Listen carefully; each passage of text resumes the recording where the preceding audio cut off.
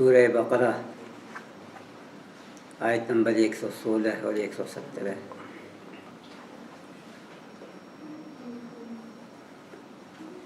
اعوذ باللہ من الشیطان الرجیم، بسم اللہ الرحمن الرحیم۔ وقالوا اتخذ اللہ ولدا سبحانہ بل له ما في السماوات والأرض كل له قانتون بديع السماوات والأرض وإذا قضى أمرا فإنما يقول له كن فيكون۔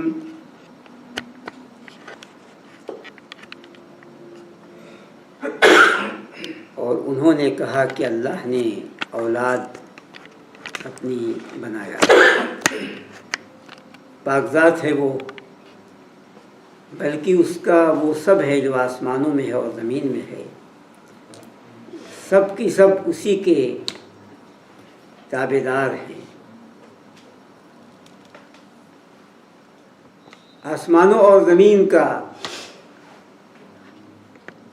نیا پیدا کرنے والا ہے، اور جب کسی امر کا وہ فیصلہ کرتا ہے، ارادہ کرتا ہے، تو اس سے کہتا ہے ہو جا تو ہو جاتی ہے۔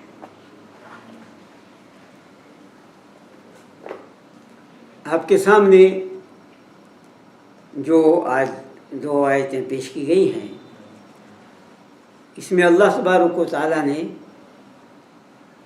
یہود و نصارہ اور مشرکین کی باطل عقیدے کی مذمت کی ہے،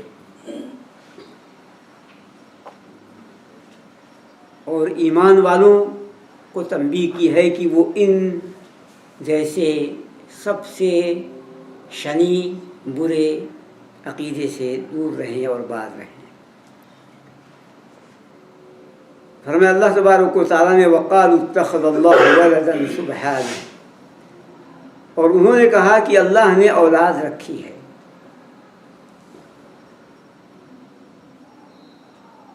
اکثر مفسرین کرام رحمہ اللہ نے کہا یہ نصارہ کے بارے میں ہے، در حقیقت یہ تینوں کے بارے میں ہے، اس لیے کہ اس سے پہلے تینوں کا ذکر آیا کہ تینوں فخر کرتے تھے، اپنے آپ کو حق پر کہتے اور باقی کو باطل پر۔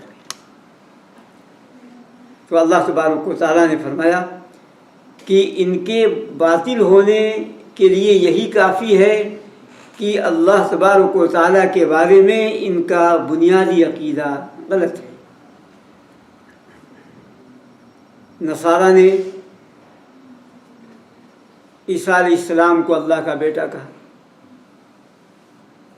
جو اللہ تبارک و تعالیٰ نے اپنی کتاب میں ذکر کیا ہے۔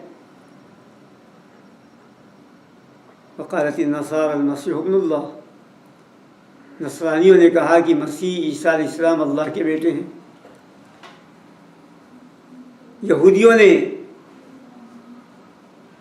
عزیر علیہ السلام کو اللہ کا بیٹا کہا۔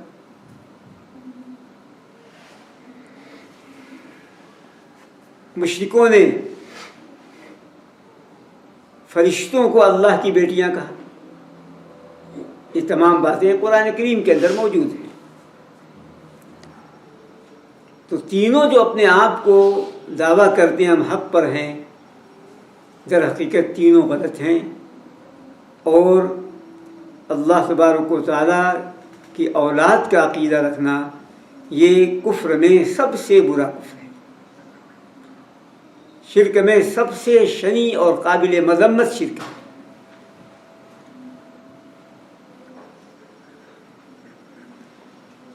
وقالوا اتخذ اللہ ولدا، اور انہوں نے کہا کہ اللہ تبارک و تعالیٰ نے اولاد بنا رکھی ہے۔ یہ اللہ تعالیٰ نے اولاد جہاں بھی قرآن میں استعمال کیا اتخذ کا لفظ ہے، گویا نسبی اولاد تو دور کی بات ہے، متبنہ بھی نہیں ہے اللہ تبارک و تعالیٰ۔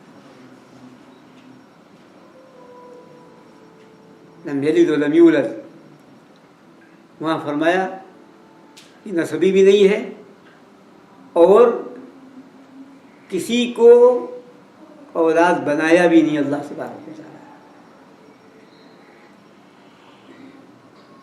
اس لیے کہ اللہ تبارک و تعالیٰ کے اولاد ہونا اور اللہ تبارک و تعالیٰ کی کا کسی کو اولاد بنانا، یہ اللہ تبارک و تعالیٰ کو معیوب کہنا ہے، عیبدار کہنا ہے۔ اسی لیے اللہ تبارک و تعالیٰ نے ایک جواب دیا، سبحانہ، پاک ذات ہے۔ اور سبحانہ پر بات بتائی جا چکی ہے کہ یہ کلمہ اللہ تبارک و تعالیٰ کو سب سے زیادہ محبوب ہے۔ جب پوچھا گیا رسول اکرم صلی اللہ علیہ وسلم سے سبحانہ کے بارے میں، تو فرمایا کہ اللہ نے اپنے لیے پسند کر لیا ہے، خوش ہوتا ہے، راضی ہوتا ہے سبحانہ کہنے سے، اس لیے کہ یہ گویا بتایا جاتا ہے کہ اللہ تعالیٰ ہر عیب سے منزہ ہے، پاک ہے۔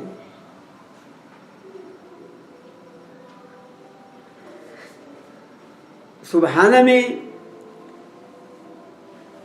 تنزیہ کے ساتھ تعجب بھی ہے،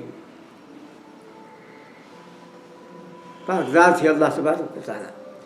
گویا عقلی نقلی جتنے بھی دلائل ہیں سب اس میں آ گئے، اس لیے کہ اولاد بتایا گیا کہ عیب ہے اللہ تعالیٰ کی، اور اللہ تعالیٰ پاک ہے، بے عیب ہے، پاک ذات ہے۔ عقلاً اس لیے کہ اللہ تبارک و تعالیٰ کی جو اولاد ہوگی یا تو اسی کی جنس کی ہوگی یا اس کی جنس کی نہیں ہوگی۔ اگر اللہ تبارک و تعالیٰ کے جنس کی ہے، ہم جنس ہیں، تب تو وہ خود اللہ کی شریک ہوگی، اللہ جیسی ہوگی، اور یہ اللہ تبارک و تعالیٰ کے لیے صحیح نہیں ہے۔ اور اگر غیر جنسی ہے تو بھی صحیح نہیں، تب تو اور بدرجہ والا صحیح نہیں، دونوں اعتبار سے صحیح نہیں، عقلی طور پر۔ اور اللہ تبارک و تعالیٰ نے اس کے دلائل اپنے صفات کمال واجبہ سے دیا ہے، جو آگے دلائل دیا اللہ تبارک و تعالیٰ، سب دلائل ہیں۔ سبحانہ، پاک ذات ہے۔ اور اسی لیے رسول اللہ صلی اللہ علیہ وسلم کی احادیث ہیں، بخاری شریف میں اور بھی دوسری احادیث کی کتابوں میں فرماتے ہیں رسول اللہ صلی اللہ علیہ وسلم کہ اللہ تبارک و تعالیٰ نے فرمایا کہ انسان مجھ کو جھٹلاتا ہے اور انسان مجھ کو گالی دیتا ہے، جھٹلاتا ہے اور گالی دیتا ہے۔ تکذیب یہ ہے کہ یہ کہتا ہے کہ مجھ کو اللہ دوبارہ پیدا نہیں کرے گا، جبکہ جب پہلی بار پیدا کر دیا دوبارہ پیدا کرنا مار کر آسان ہے۔ گالی دیتا ہے جب یہ کہتا ہے کہ اللہ نے اولاد بنائی، جبکہ میں ایکتا ہوں، بے نیاز ہوں، میری کوئی اولاد نہیں اور نہ میں کسی کی اولاد ہوں۔ گالی اس لیے کہتے ہیں، شتم کی گالی کا مقصد ہوتا ہے تنقیص، اہانت۔ تو اللہ تبارک و تعالیٰ کی اولاد بنا کر کے اللہ کی توہین کی گئی ہے، اللہ کو ذلیل کیا گیا ہے۔ اسی لیے دوسری حدیث میں فرماتے ہیں رسول اللہ صلی اللہ علیہ وسلم کہ اللہ تبارک و تعالیٰ سے زیادہ صبر کرنے والا کوئی نہیں ایذا پر۔ لوگ کہتے ہیں کہ اللہ نے اولاد بنایا، پھر بھی اللہ انہیں کھلاتا ہے، پلاتا ہے، عافیت دیتا ہے، تو اس سے زیادہ صبر کرنے والا کوئی نہیں۔ تو پاک ذات ہے، نہ کہیں عقل کہتی ہے، عقل کے اعتبار سے بھی اور نقل کے اعتبار سے بھی اللہ پاک ہے، بے عیب ہے، اور اللہ تبارک و تعالیٰ کی کوئی اولاد نہیں۔ اب صفات کمال کا ذکر کیا اللہ تبارک و تعالیٰ، یہ بھی دلائل ہیں اللہ تبارک و تعالیٰ کی وحدانیت کے، یکتا ہونے کے، اور یہ کہ اللہ تبارک و تعالیٰ کی کوئی اولاد نہیں۔ پہلی دلیل، بل لہ ما فی السماوات والارض، بلکہ اسی کی ملکیت میں ہیں، وہ سب جو آسمانوں میں ہیں اور وہ سب جو زمین میں ہیں۔ زمین و آسمان کا مالک، تمام مخلوقات کا مالک صرف اللہ ہے، کوئی اور ہے ہی نہیں۔ جب مالک وہی ہے، خالق وہی ہے اور کوئی نہیں، تو جس کو وہ بیٹا جو بنے گا وہ مملوک ہوگا، مخلوق ہوگا، اور مخلوق اور مملوک اولاد ہو نہیں سکتی، اس لیے کہ اولاد وہی ہوگی جو خود وہ بھی مالک ہو، وہ بھی خالق ہو۔ اس لیے اللہ تبارک و تعالیٰ کی اولاد ہونا یہ بہت ہی بعید از عقل بھی ہے اور بعید از فہم اور نقل بھی ہے۔ بل لہ ما فی السماوات والارض کل لہ قانتون۔ دوسری دلیل دیا اللہ تبارک و تعالیٰ، سب اس کے فرما بردار ہیں، جتنے بھی ہیں سب اس کے اطاعت گزار ہیں۔ قانتون قنوت سے ہے، اور قنوت کے کئی معنی آتے ہیں۔ قنوت کا ایک معنی ہے جو ترجمہ کیا گیا تابعدار، اطاعت گزار، جو اللہ تبارک و تعالیٰ نے کتاب میں سورہ احزاب میں فرمایا والقانتین والقانتات، اطاعت کرنے والے مرد اور اطاعت کرنے والی عورتیں۔ قنوت کا معنی یہ خاموشی کی بھی آتا ہے، اور یہ اللہ تبارک و تعالیٰ نے فرمایا وقوموا للہ قانتین، جو زید بن ارقم رضی اللہ عنہ فرماتی اس وقت یہ آیت نازل ہوئی جب ہم نماز میں بات کرتے تھے، تو اللہ تعالیٰ نے یہ آیت نازل کر کے بات کرنے کو منع کر دیا اور کہا کہ تم نماز میں خاموش کھڑے رہو۔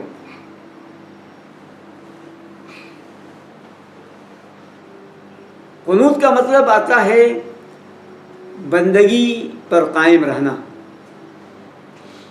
جتنے بھی ہیں سب بندگی پہ قائم ہیں، کل لہ قانتون۔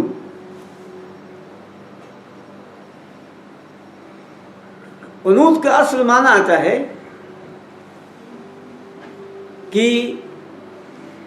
عاجزی اور انکساری کے ساتھ اطاعت کرنا، عاجزی اور انکساری کے ساتھ اطاعت کرنا۔ تو سب کی سب اللہ کے بندے ہیں۔ سورہ مریم میں اللہ تعالیٰ نے فرمایا ہے، اور سخت ناراضی کا ذکر کیا اللہ تبارک و تعالیٰ نے۔ اللہ کی اولاد قرار دینا بہت بڑا جرم ہے کہ آسمان گر جائے، زمین پھٹ جائے، اس لیے کہ سب کی سب توحید کا اقرار کرتے ہیں، آسمان اور زمین سب کی سب۔ تو جب سب اسی کے تابعدار ہیں تو جو اللہ کا بیٹا ہوگا اس کا آرڈر چلے گا کہ وہ تابعدار ہوگا۔ اس لیے اللہ کی اولاد ہو ہی نہیں سکتی، جو بھی ہیں سب اسی کے تابعدار ہیں، اسی کے مطیع ہیں، اسی کے سامنے جھکے ہوئے ہیں، اسی کے بندے ہیں، اسی کی عبودیت کا اعتراف اقرار کرتے ہیں۔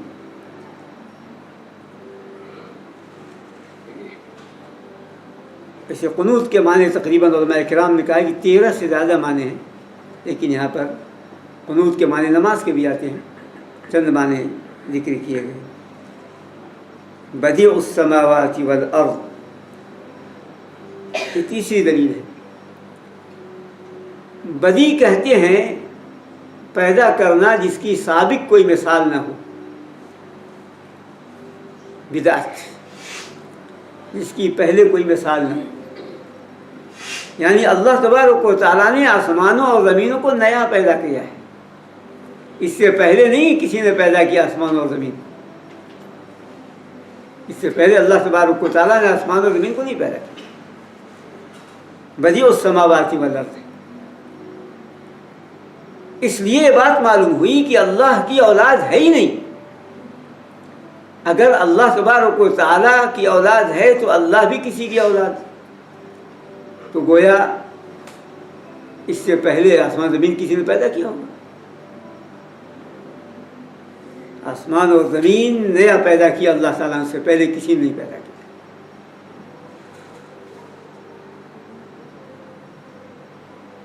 اور بتایا گیا اسی سے بدعت ہے۔ بدعت کہتے ہیں ایک تو ہر نئی چیز کو کہتے ہیں لغت میں۔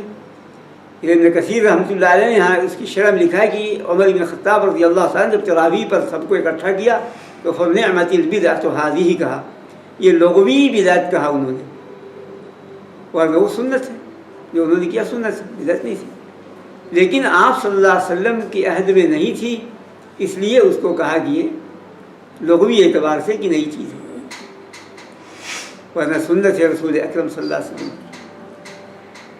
اور بدعت کہتے ہیں شریعت کی اصطلاح میں نئی چیز جو شریعت میں نہ ہو، ہر نئی چیز کو بدعت کہتے ہیں، اسی لیے آپ صلی اللہ علیہ وسلم نے فرمایا کل محدثۃ بدعۃ، ہر نئی چیز بدعت ہے۔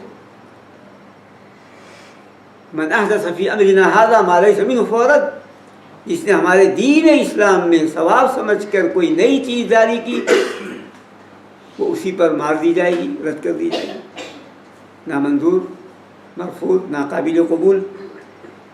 تو اللہ بدیع ہے، بغیر کسی مثال کے، پچھلی مثال کے اس نے آسمان زمین کو خود پیدا کیا ہے، نیا پیدا کرنے والا۔ پھر یہ کہ اگر اللہ تبارک و تعالیٰ کی اولاد مانیں گے تو اس کا مطلب کہ حدوث ہے، اللہ ازلی ہے، ابدی ہے، ہمیشہ ہے اور ہمیشہ رہے گا۔ اگر اولاد مانیں گے تو اس کا مطلب مٹنا ہے، فنا ہونا ہے، بڑے آدمی۔ یہ سب سے برا شرک ہے، سب سے شنیع اور قابل مذمت کفر ہے کہ اللہ تبارک و تعالیٰ کی اولاد کہا جائے، بنایا جائے۔ یہ ہے اپنے آپ کو حق پہ کہنے والوں کا حال۔ بدیع السماوات والارض۔ چوتھی دلیل دی اللہ تبارک و تعالیٰ نے وَإِذَا قَضَىٰ أَمْرًا فَإِنَّمَا يَقُولُ لَهُ كُن فَيَكُونُ۔ قضا کے بہت سے معنی آتے ہیں عربی میں، اور قرآن کریم نے خود بہت معنوں میں استعمال کیا ہے۔ قضا کے معنی واجب کیا، فرض کیا، حکم دیا، وَقَضَىٰ رَبُّكَ أَلَّا تَعْبُدُوا إِلَّا إِيَّاهُ، وَبِالْوَالِدَيْنِ إِحْسَانًا، حکم کے معنی میں۔ قضا کہتے ہیں پیدا کرنے کے معنی میں بھی ہے، فَقَضَاهُنَّ سَبْعَ سَمَاوَاتٍ، تو اللہ نے 7 آسمان بنائے، پیدا کیا۔ قضا فارغ ہونے کے معنی میں بھی ہے، فَإِذَا قَضَيْتُم مَّنَاسِكَكُمْ، جب تم اپنے حج کے اعمال سے فارغ ہو جاؤ۔ قضا یہ بتانے کے معنی بھی ہے، وَقَضَيْنَا إِلَىٰ بَنِي إِسْرَائِيلَ فِي الْكِتَابِ لَتُفْسِدُنَّ فِي الْأَرْضِ مَرَّتَيْنِ، ہم نے بنی اسرائیل کو کتاب میں بتایا کہ تم زمین میں 2 بار فساد پھیلاؤ گے۔ قضینا، عالمنا، اخبرنا، ہم نے بنی اسرائیل کو بتایا، اطلاع دی، خبر دیا۔ قضا پورا کرنے کے معنی بھی ہے، فَلَمَّا قَضَىٰ مُوسَى الْأَجَلَ، کہ موسیٰ علیہ السلام نے مدت پوری کر لیا۔ قضا یہ کرنے کے معنی میں بھی ہے، فَقْضِ مَا أَنْتَ قَاضٍ، جادوگروں نے جب ایمان قبول کیا تو فرعون سے کہا جو کرنا کرو، اور قضا کے معنی ارادے کے بھی ہیں، یہاں ارادے کے معنی ہے وَإِذَا قَضَىٰ أَمْرًا، جب وہ کسی معاملے کا ارادہ کرتا ہے۔ معاملہ امر بھی قرآن میں بہت معنوں میں استعمال ہوا ہے، عیسیٰ علیہ السلام، قرآن، عذاب، تمام معنوں میں ہے، اس لیے یہاں نکرہ ہے، عام۔ جب کسی بھی بات کا، کسی بھی حکم کا، کسی بھی چیز کا، کسی بھی معاملے کا وہ ارادہ کرتا ہے تو اس کے لیے اسباب کی ضرورت نہیں ہے۔ یہ قادر مطلق ہے اللہ تبارک و تعالیٰ، اور قادر مطلق ہونا اس بات کی دلیل ہے کہ وہ اولاد کا محتاج نہیں ہے۔ قادر مطلق اللہ تبارک و تعالیٰ، اس لیے اللہ تبارک و تعالیٰ اولاد کا محتاج نہیں۔ اگر اولاد مانے تو اس کی قدرت پہ حرف ہے اللہ تبارک و تعالیٰ۔ جب کسی بھی عذاب کا فیصلہ کرے، ارادہ کرے، فوراً عذاب۔ جس چیز کا عیسیٰ علیہ السلام کو کن فیکون سے پیدا کیا، آدم علیہ السلام کن فیکون سے پیدا کیا، اسباب کی کوئی ضرورت نہیں۔ یہی فرق ہے، جو انسان بناتا ہے تو اللہ کے بنائے ہوئے مادوں سے تعمیر کرتا ہے۔ جو اللہ تبارک و تعالیٰ نے بنایا ہے، تعمیر کیا ہے، جو بنایا ہے اس سے وہ چیزیں بناتا ہے۔ اس میں چیزیں لاتا ہے چپکانے والی، تو ہلانے والی، تو گرمی اور سردی سے بچانے والی، تو وہ تمام چیزیں، پھر وہ محتاج ہوتا ہے تمام چیزوں کا۔ لیبر چاہیے، اور پھر اس کے بعد ہتھیار چاہیے، اور سامان چاہیے، تمام چیزیں اللہ تبارک و تعالیٰ کے لیے۔ پھر کیوں محتاج ہوگا وہ اولاد کا؟ اولاد کا محتاج کیوں ہوگا؟ وہ اسباب کا محتاج نہیں ہے۔ پھر اس کا حکم چلتا ہے، کہہ دیا بس فوراً وہ چیز ہو جاتی ہے۔ وَإِذَا قَضَىٰ أَمْرًا فَإِنَّمَا يَقُولُ لَهُ كُن فَيَكُونُ، جب کسی بھی چیز کا وہ ارادہ کرتا ہے تو اس سے کہتا ہے کہ ہو جا، تو چیز ہو جاتی ہے، فوراً ہو جاتی ہے، خود بخود سب چیزیں ہو جاتی ہیں۔ یہاں پر کسی نے کہا کہ یقول کہتا ہے یا نہیں کہتا ہے، دو باتیں پیش کی گئی۔ کچھ لوگوں نے کہا کہ نہیں، وہ کہتا ہے، کن کہتا ہے، لفظ کن کہتا ہے ہو جا، تو چیز ہو جاتی ہے۔ اور یہ اللہ تبارک و تعالیٰ نے قرآن کریم میں بہت سی جگہوں فرمایا ہے، انما امرہ اذا اراد شیئا یقول لہ کن فیکون، اور بھی دوسری جگہوں پر۔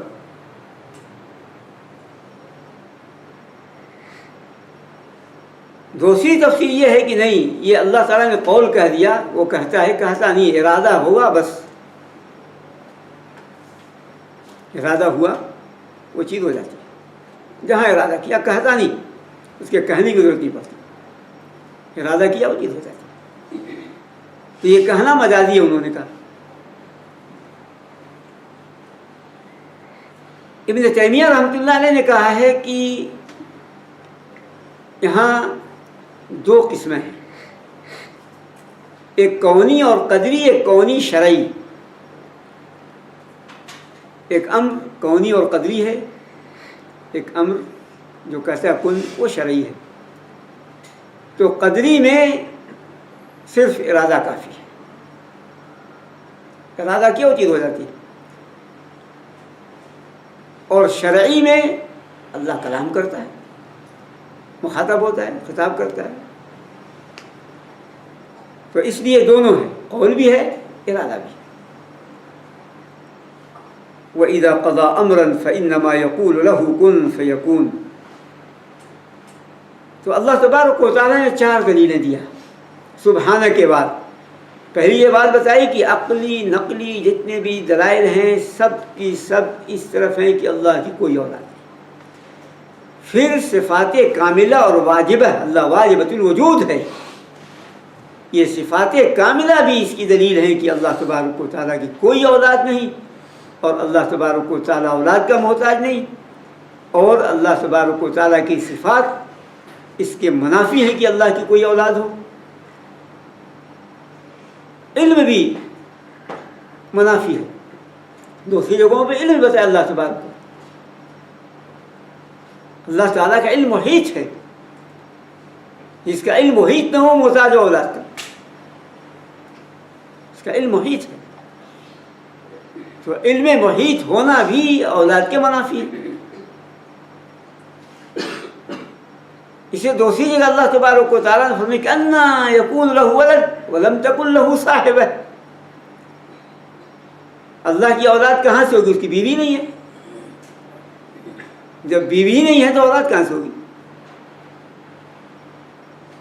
تو اللہ تبارک و تعالیٰ نے مختلف دلائل سے یہ بات پیش کی، اور بلیغ دلائل ہیں یہ کہ اللہ کی کوئی اولاد نہیں۔ اللہ ازلی ابدی ہے، ہمیشہ سے اور ہمیشہ رہے گا، اور اولاد ماننے پر بے شمار عیوب پیدا ہو جائیں گے اللہ تعالیٰ کے اندر، حدوث، فنا، کمزوری، احتیاج، قادر نہ ہونا، عالم نہ ہونا، تمام کی تمام عیوب جو اللہ تبارک و تعالیٰ کی بنیادی اہم صفات ہیں، صفات کاملہ ہیں، اس سب پہ حرف آئے گا۔ اس لیے اللہ تبارک و تعالیٰ نے یہ بتایا ہے، اور مسلمانوں کو بھی تنبیہ ہے، اور ان تینوں گروہوں کا پول بھی کھولنا ہے، ان کی مذمت بھی کرنی ہے، اور بلیغ اور جامع دلائل بھی دینے ہیں کہ یہ عقیدہ کبھی بھی نہ رکھا جائے۔ اور اسی لیے سورہ اخلاص کے جو فضائل ہیں، اسی لیے کہ اس میں اللہ تبارک و تعالیٰ نے توحید کے دلائل دیے ہیں، لم یلد ولم یولد ولم یکن لہ کفوا احد، اللہ کا کوئی نظیر نہیں، کوئی مثل نہیں، جو اولاد ہوگی وہ اللہ جیسی ہوگی، اللہ جیسی ہوگی، اور لیس کمثلہ شیء وہ السمیع البصیر، اللہ جیسا کوئی ہے ہی نہیں، وہ سننے والا، دیکھنے والا۔ یہ ہے جو آپ کے سامنے آج مختصر طور پر دو آیتیں پیش کی گئی ہیں۔ آگے دوسری باتیں ہیں، دوسری تنبیہات ہیں، دوسرا شان نزول ہے جو ذکر کیا جائے گا۔ آج کی آیت میں جو ہمیں درس ملا وہ درس یہ ہے کہ اللہ تبارک و تعالیٰ کی اولاد کا عقیدہ رکھنا یہ سب سے برا، قابل مذمت عقیدہ ہے، اور ایسے لوگ اللہ تبارک و تعالیٰ کی الوہیت سے، قدرت سے، عظمت سے ناواقف ہیں۔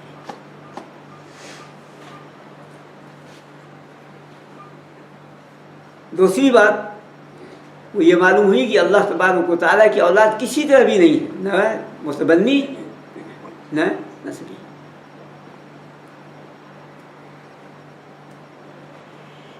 تیسری بات یہ کہ سب اللہ کے تابع ہیں۔ کیسے اللہ کے تابع ہیں سب؟ تو کچھ لوگوں نے یہ کہا کہ یہ قیامت کے دن سب تابع ہوں گے، لیکن صحیح یہی ہے کہ اس دنیا میں سب تابع ہیں۔ جب اللہ تعالیٰ بیماری دیتا ہے، کوئی چاہتا ہے بیمار ہو، وہ کہے کہ جی میں بیمار نہیں ہو سکتا ہوں، تابع نہیں ہوا، مالی نقصان۔ اس طریقے سے جتنی بھی چیزیں ہیں سب میں اللہ اس کو وہاں تک لے جاتا ہے، نہ چاہنے کے باوجود وہ نہیں چاہتا، کوہن کرہن اور کون اور کرہن تابع ہے، بھاگ نہیں سکتے، اللہ کی گرفت میں، اللہ کی پکڑ میں ہے، اللہ تبارک و تعالیٰ سے بھاگ نہیں۔ شرعی طور پر جو احکام ہے اس میں ماننے والے نہ ماننے والے ایک الگ مسئلہ ہے، لیکن یہاں جو قنوت ہے سب کی سب یہ وہ تمام جمادات آسمان کو تابع ہی ہیں، اطعنا طاعین جو فرمایا اللہ تعالیٰ نے کہا، لیکن اللہ تعالیٰ کی مخلوقات بھی اللہ تعالیٰ کے تابع ہے۔ کوئی مرنا چاہتا ہے کہ جی میں نہیں مروں گا، اللہ کا حکم آتا ہے تو نہیں مرتا، روک سکتا ہے موت کو، تابع اللہ کے حکم کے تابع۔ تو اس لیے سب کی سب اللہ تبارک و تعالیٰ کے تابع دار ہیں۔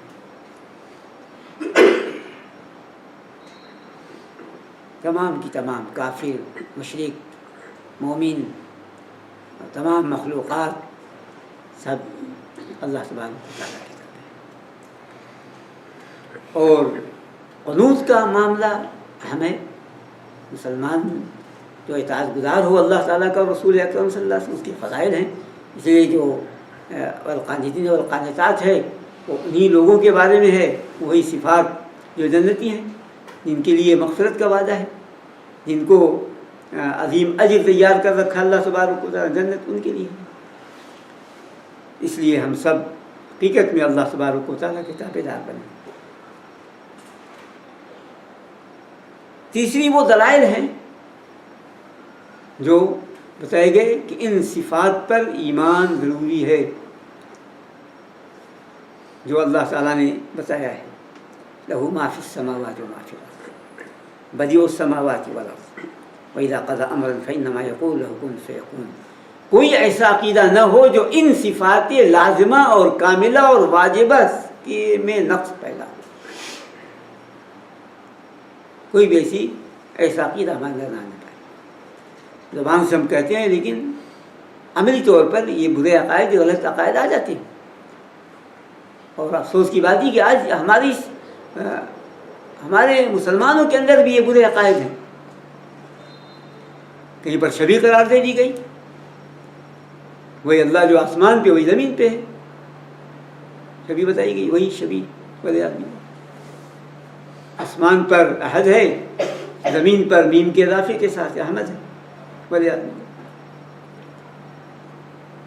تو اس لیے توحید وحدانیت اس پر کہیں کبھی حرف نہ آئے، ایسا پختہ عقیدہ ہو، اس کے لیے ضروری ہے کہ وہ تمام صفات اسماء حسنہ اور صفات جو اللہ نے ذکر کیا ہے ان کا مکمل علم ہو، پختہ علم ہو اور اس پر پختہ عقیدہ ہو۔ پھر بتایا گیا کہ یہ اگر عقیدہ اس بات کی دلیل ہے کہ اللہ تعالیٰ مالک نہیں ہے، اللہ تعالیٰ جو ہے وہ بے نظیر نہیں ہے جیسا اور بھی لوگ ہیں، اگر یہ عقیدہ رکھا جائے کہ تمام صفات میں حرج ہوگا اور کمی لازم ہوگی۔ اور اسی طریقے سے جو بات ہمیں معلوم ہے کہ اللہ بدیع ہے، بدیع ہے، یعنی پہلے کچھ نہیں تھا، سب اللہ نے پیدا کیا، نئے طور پر پیدا کیا۔ اور بدعت و خرافات شریعت میں یہ بہت بڑے جرم ہیں،